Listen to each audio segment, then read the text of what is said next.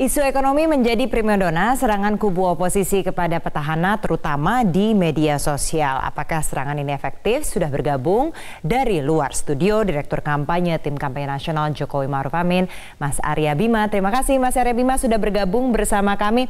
Kalau kita lihat di sini isu ekonomi ini paling banyak dibahas, juga digaungkan dari pihak oposisi terutama di media sosial. Dan ternyata banyak loh ini yang percaya, yang kemakan begitu. Meskipun Pak Jokowi sendiri juga sudah counternya lewat media sosial, tapi masih aja banyak yang percaya hal-hal ini. Kemudian strateginya apa kalau begitu?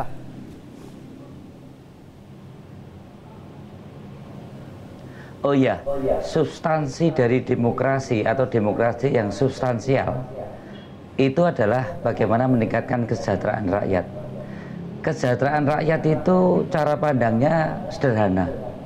Bagaimana rakyat bisa meningkatkan pendapatan atau pengeluarannya itu menurun atau relatif stabil.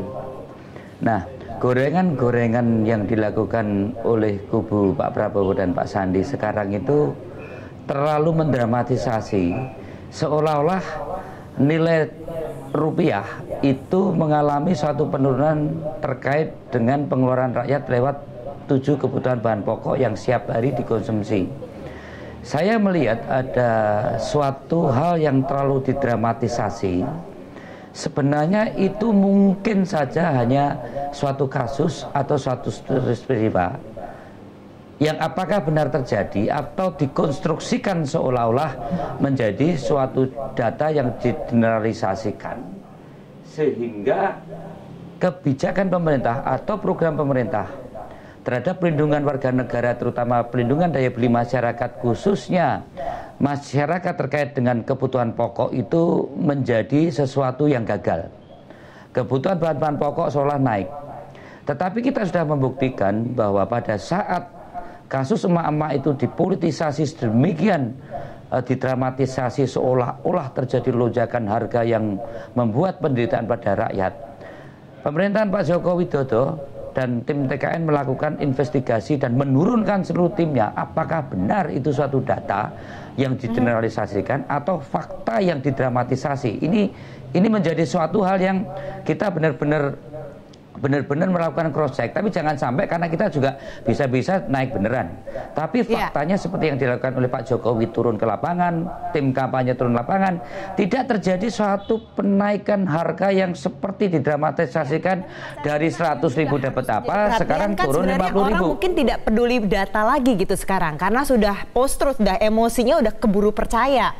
Mereka nggak perlu peduli data, tapi ternyata mereka udah yakin, oh harga pasti naik, kemudian harga nasi ayam ini lebih mahal di Indonesia dibanding di Singapura dan sebagainya. Orang sudah terpatil seperti itu dalam pikirannya. Kemudian bagaimana mengcounter isu itu sementara ketika sudah dibuktikan di lapangan pun orang masih percaya, emosinya masih percaya kalau itu tuh adalah fakta yang dia percaya yang benar.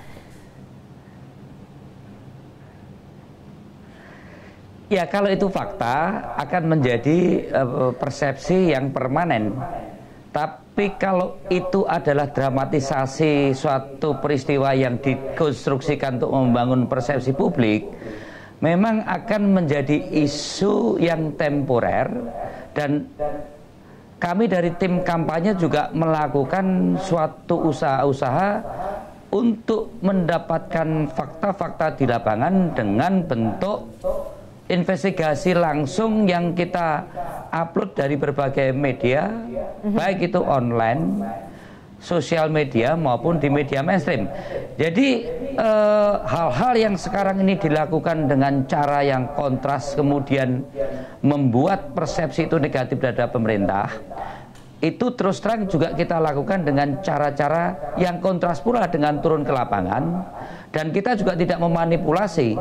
Kalau ada kenaikan harga barang, apakah itu sifatnya temporer atau hanya salah satu produk barang kebutuhan pokok karena faktor anomali musim atau faktor jeda panen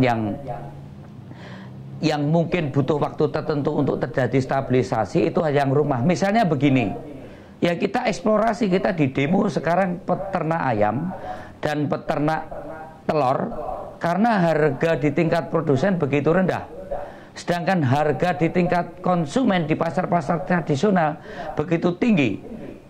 Inilah kita tunjukkan bahwa yang membelah harga kebutuhan pokok adalah naik atraktif tak terkendali, sehingga itu adalah kegagalan pemerintah, adalah suatu hal yang dikonstruksikan. Dan kalau itu memang bukan fakta, akan cenderung kita katakan adalah sebagai bukan negatif campaign, adalah suatu baik campaign. Kita mulai curiga bahwa konstruksi cara membangun persepsi publik ini sekarang berjalan secara sistematis, dan kita terus antisipasi untuk melakukan bagaimana bangunan persepsi publik itu harus mulai secara jernih melihat apa yang sebenarnya. Oke, kita mau mengajak Mas Arya Bima juga nih, kita punya data dari Indikator Indonesia terkait persepsi apa yang dibangun ini melalui media sosial. Kalau kita lihat di sini melalui pernyataan provokatif yang ternyata banyak direspon, seperti pernyataan Sontoloyo, ini yang paling tinggi, Mas. Ini ada sekitar 205.819 percakapan. Kemudian yang kedua Gondoruo, kemudian diikuti Boyolali dan Budek dan Buta. Ternyata ini yang paling dibahas begitu di media sosial. Kemudian kalau kita lihat dari kicauan atau status dari tim oposisi yang paling dibahas itu soal pembangunan ekonomi, pertanian, pendidikan, itu yang menjadi top 3 untuk menjadi pembahasan mereka dan akhirnya kemakan di publik juga. Ini paling tidak yang dibahas di media sosial begitu. Artinya kalau dilihat itu memang isu ekonomi, isu perut itu yang paling gampang sekali untuk direspon. Dan tadi juga kalau misalnya fakta udah nggak berpengaruh lagi karena mainannya lewat emosi nih Mas sekarang. Mungkin jadi kalau dari Presiden pun udah mengcounter, saya juga kalau buka fotonya Pak Jokowi gitu di Instagram, responnya pun masih banyak yang negatif, masih banyak yang nggak percaya walaupun Pak Jokowi udah mengungkapkan faktanya itu begitu. Terus gimana dong Mas Arya Bima? Apa yang harus dilakukan sekarang? Ya sekali lagi kan yang digoreng adalah persepsi bukan fakta. Maka persepsi ini kan banyak dibangun lewat membangun wacana publik sehingga menjadikan persepsi. Wacana publik yang paling dominan adalah bagaimana media mainstream khususnya televisi hampir 70% terpengaruh, kemudian media online dan media sosial media, baik itu Instagram, Facebook, dan Twitter. Jadi kami selalu terus ingin supaya konten-konten narasi yang kita bangun, ada hal yang kita reaktif atau responsif terhadap kubu Pak Prabowo yang mengkritisi kita. Kemudian kita juga ada hal yang antisipatif, bagaimana kita selalu memberikan narasi-narasi untuk literasi masyarakat, mana yang sebenarnya itu fakta dan mana yang sekedar bangunan persepsi. Kita akan memperbanyak cyber kita, tapi dengan catatan bahwa bukan hoak atau menebarkan data-data yang sekedar mencari pembenaran diri. Kalau kita ada sesuatu yang kurang, ya kita akui kurang. Kalau memang itu baru kita lakukan pembenahan. Kalau yang sukses, sukses. Jadi kita tidak ingin bahwa hal-hal yang menyangkut kegiatan pemerintah yang dianggap kurang atau kegiatan pemerintah yang dianggap masih proses dijalankan belum berhasil, itu dipersepsikan seolah-olah ini adalah kegagalan. Jadi begini, kalau masalah kebutuhan bahan pokok tidak bisa lepas bagaimana program kedaulatan pangan pemerintah dengan membangun embung, membangun irigasi, bagaimana tata guna air yang dilaksanakan oleh pemerintah sekarang ini dalam kerangka membangun kedaulatan pangan dengan swasembada pangan kita. Bagaimana 11 kebutuhan bahan pokok itu diputuskan dengan keputusan presiden yang dulu hanya 4 kebutuhan pokok. Jadi yang dikritisi oleh kubu Pak Prabowo, entah itu Pak Sandi atau Mbak Titi, adalah kegiatannya. Kalau ada kegiatan yang kurang, bukan berarti program pemerintah dan kebijakan pemerintah itu adalah gagal. Inilah yang saya sebut bahwa kalau 50.000 dapat apa atau kebutuhan bahan pokok naik, apa program dari Pak Prabowo dan apa kebijakannya.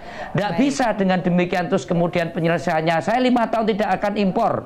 Ini adalah sesuatu yang bombastis yang sebenarnya dengan 5 tahun tidak impor itu adalah suatu kebijakan dan programnya apa, dan itu tidak realistis.